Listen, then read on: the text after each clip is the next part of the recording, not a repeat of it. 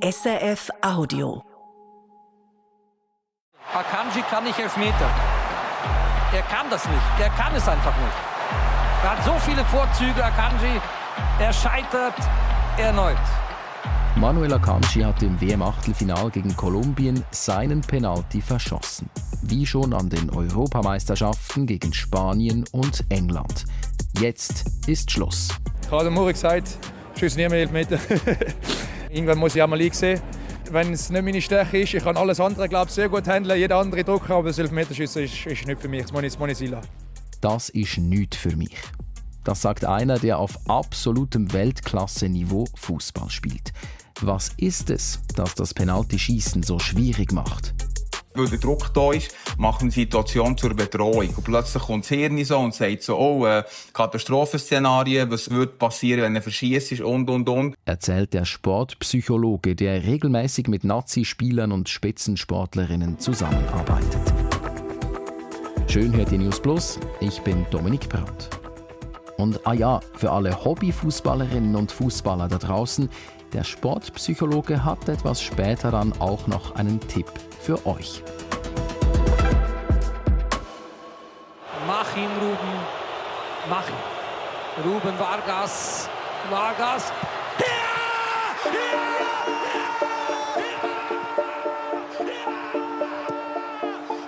Was für ein Krimi. Schon wieder. Mittlerweile hat man ja als Nazi-Fan etwas Übung. Immerhin war es das 4. Penaltyschießen seit der EM 2021. Und der 2. Sieg gegen Kolumbien haben alle Schweizer getroffen. Alle außer Manuel Akanji. Und nach so einem historischen Sieg, da nimmt es mich dann jeweils Wunder, was die Spieler so zu sagen haben. Und da ist mir ein Interview besonders aufgefallen, eben jenes mit Akanji. Schon kurz nach dem Spiel ist er ehrlich und selbstreflektiert. Ich habe Muri gesagt, das ist mein letzter Penalty, den ich geschossen habe. Es war katastrophal, ein Penalty. Ich habe mich im letzten Moment umentschieden. Die älteste Regel eigentlich im Penaltyschießen, man soll sich nie umentscheiden. Aber ich habe gesehen, der Goal ist schon zweimal links gerichtet, dann nochmal und ich wollte links hoch schiessen. Und ja, dann bin ich glaube ich noch ein bisschen gerutscht und dann ist der Ball etwa 4 Meter über das Goal. Die Konsequenz daraus, Akanji will keine Penaltys mehr schießen. Trainer Murat Yakin ist damit einverstanden. Das ist jetzt definitiv begraben. Also ich glaube, der Manu macht so viel richtig auf dem Platz. Wahrscheinlich hat er ein bisschen zu viel kalkuliert beim Elfmeterschießen und zu viel überlegt. Nicht nur ich habe die Aussage von Manuel Akanji bemerkenswert gefunden. Auch Ale Meyer hat gespannt zugehört.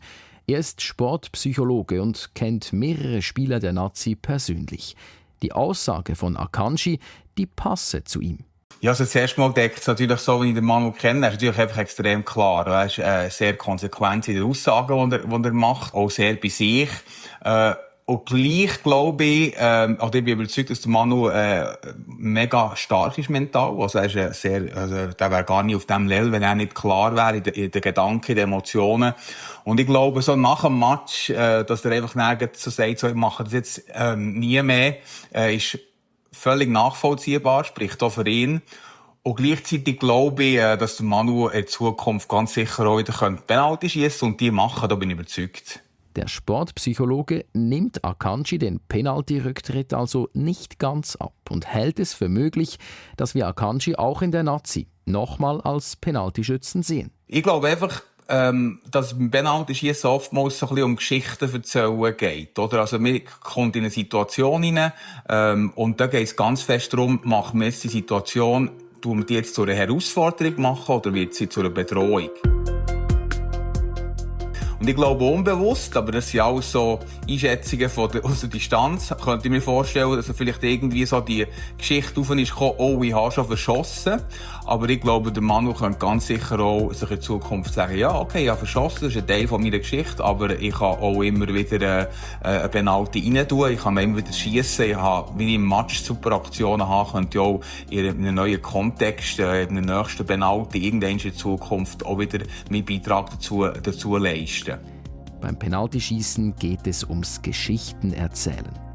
So habe ich das jetzt noch nie gesehen, aber aus mir ist ja auch nicht mehr als ein durchschnittlicher Grümpi-Fußballer geworden.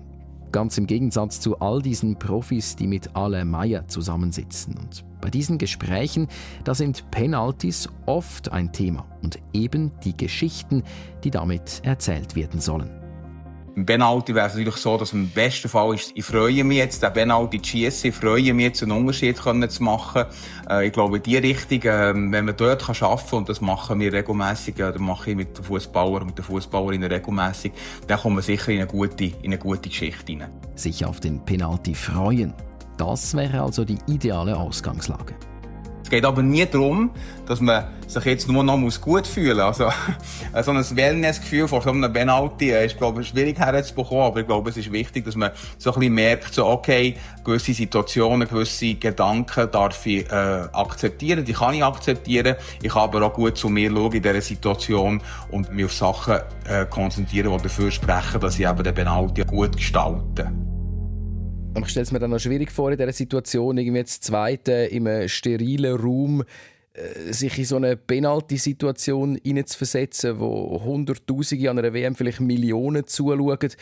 Wie schaffen ihr da? Werden da so Situationen zum Beispiel auch visualisiert? Ja, wir machen, also es gibt ganz viele Sachen. Es gibt so verschiedene Geschichten. Also entweder in einem normalen Gespräch, wo man einfach wie quasi auch wie sich in die Situation versetzt. Dann kann man das aber auch mit Visualisierungen, mit kleinen Autohypnosen machen und so weiter. Also gibt es ganz viele Techniken.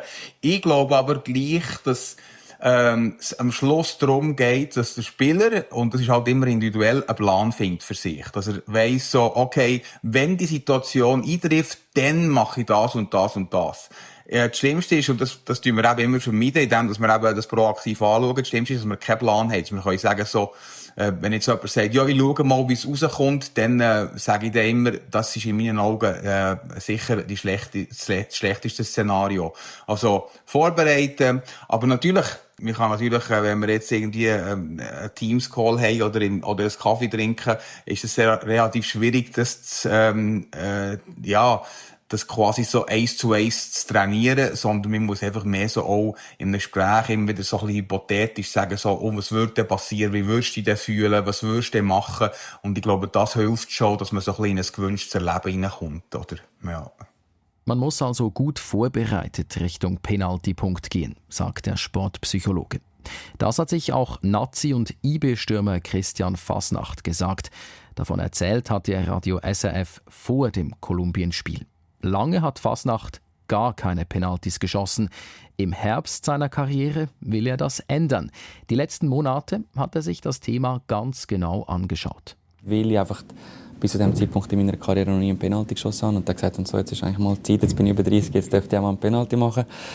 Und habe mir da wirklich diesbezüglich sehr, sehr viel Zeit investiert. Noch ist er nicht der ganz große Penaltyschütze. In der Super League ist Fasnacht zweimal angelaufen.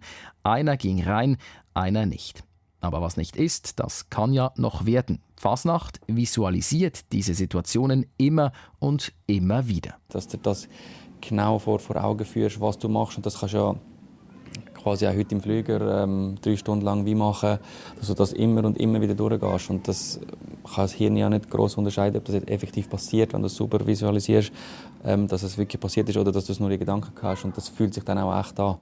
Gegen Kolumbien spielte Christian Fasnacht nicht, konnte also auch keinen Penalty schießen. Aber wer weiß, vielleicht visualisiert er ja schon die Situation im Viertelfinale. Und wenn es dann soweit ist, dann sollte es keinen Platz haben für negative Emotionen. Wenn Angstgefühle übernehmen, dann wird es schwierig, sagt Mentalcoach Alain Meyer. Dort gilt jetzt einfach auch, dass der Spieler das versteht, was passiert in so einer Situation. Und dass er eben die Situation, wir reden immer in der Psychologie vom Reframen, also in einen anderen Rahmen setzt und sich sagt so, hey, ist doch cool, ich kann jetzt den Ball auf den Punkt setzen, ich kann jetzt einen Unterschied machen, ich kann meinen Beitrag dazu leisten und ich kann das. Genau so gehen wir die Sachen an. Und je mehr, dass man das so trainiert und je klarer das Verhalten auch im Kopf ist, desto höher ist die Wahrscheinlichkeit, dass man dann auch genau dort in dieser Drucksituation das Verhalten auch anlegt. Was würden Sie sagen, wie viel ist Kopf und wie viel ist fußballerisches Können? Boah, für mich ist noch schwierig zu sagen, aber ich glaube, es ist, gerade in dieser Situation ist extrem viel der Kopf, weil fußballerisch können es alle auf diesem Level. Also das ist völlig eine normale Geschichte. Aber der Kopf, der ist auch entscheidet, ob der Fuß richtig funktioniert. Weil der funktioniert eigentlich immer, wenn man bei sich ist, verbunden ist und im Moment ist vor allem. Und das sind eben Dinge, die man üben kann. Drucksituationen, die kann man sehr gut trainieren. Also das ist wie wenn man physisch, keine Ahnung, die Ausdauer oder die Schnelligkeit trainiert, kann man natürlich auch trainieren, in Drucksituationen ruhig, klar und bei sich zu bleiben. Das ist völlig gut trainierbar. Aber ich beobachte schon, dass die vielleicht ein bisschen mehr investieren und bei den anderen, dass vielleicht ein bisschen natürlicher kommt, so die Ruhe in diesen Drucksituationen. Es ist also wie so oft im Leben, den einen fällt's etwas einfacher als anderen. Vieles ist also lernbar, aber was ist mit den Dingen, die aus der Situation heraus passieren? Jetzt beobachten wir ja immer wieder so ein bisschen die Psychospiele. Der Goalie, der läuft vor dem Penalty noch zum Schütz, sagt vielleicht etwas, klatscht laut in die Hände, lacht dem Schütz vielleicht sogar ins Gesicht. Wie viel bringt das? Ja, das sind natürlich auch Strategien, die natürlich der Goalie hat, wo man versucht, einfach einen Angriff rauszubringen. Wenn der Goalie so etwas macht und der Spieler nicht vorbereitet ist auf das, dann bringt es sehr viel. Und was ich jetzt heute gelesen habe, Nazi hat ja auch, glaube auch gewisse Sachen im Vorfeld trainiert. Und ich bin überzeugt, dass das eben genau solche Sachen sind, oder? Wenn man, je mehr Szenarien, dass man angeht im Vorfeld, dass man sagt so, hey, was machst du, wenn der Goalie auf dich zukommt? Was machst du, wenn der dich jetzt noch provoziert? Je mehr Antworten und vor allem ganz konkrete Antworten auf Verhaltensebene hat, desto mehr bleibt man auch im Moment, oder? Also ich glaube, dort gilt es schon, einfach vorbereitet sein. Wenn man nicht vorbereitet ist, glaube ich, dass so Situationen natürlich schon helfen können. Gerade dem Goalie so, wenn der einfach versucht, so ein bisschen Trash-Talk zu machen und Leute zu verunsichern, glaube ich schon, dass das natürlich bei jemandem ankommt, wenn der eben nicht vorbereitet ist. Die Vorbereitung, nochmals, sie ist das A und O. Und ganz am Anfang habe ich ja versprochen, dass ich den Experten noch nach einem Tipp für uns Normalos frage. Also ich glaube, das Spannende ist, natürlich kann man sagen, jetzt Profifußball ist ein Unterschied. Ja, aber vom Kopf her eigentlich nicht. Das ist auch wieder eine Situationsbewertung, auch ein Grümpelturnier, oder? Tut man sich vielleicht Geschichte erzählen, oh nein, jetzt habe ich ja den letzten verschossen, jetzt muss ich unbedingt, oder? Oder man kann eben sagen, hey, ich habe jetzt Freude, ich kann jetzt den Ball setzen, ich kann einen Unterschied machen, ich kann mich freuen auf den Penalty und dann einfach schiessen quasi. Also von dem her gesehen gibt's im Profi-Level und im Breitensport-Level natürlich grosse Unterschiede, aber rein vor Herangehensweise würde ich jetzt ähnliche Sachen empfehlen, oder? Dass man sich wie quasi auch bewusst noch einmal durchschnauft, ein Lächeln auf dem Gesicht hat, sich auf die Herausforderung freut und man sich ganz bewusst auch klar macht, dass man das kann. Lächeln und sich auf den Penalty freuen. Ich nehme es mir zu Herzen. Und vielleicht hat Ale Meyer ja recht. Vielleicht überlegt sich auch Manuel Akanji seinen Entscheid nochmals und wird dann irgendwann doch noch zum Schweizer Penalty-Helden. Das war's für heute vom Penalty-Special bei News Plus. Wir freuen uns über Feedback und Themeninputs. newsplus@srf.ch oder per Sprachnachricht 076 320 1037. Heute im News Plus Büro waren Produzentin Martina Koch, Claudia Pfister und ich, Dominik Brandt. Aus Fußballgründen mit etwas weniger Schlaf als sonst. Aber was macht man nicht alles, wenn WM ist? Merci fürs Zuhören und bis zum nächsten Mal.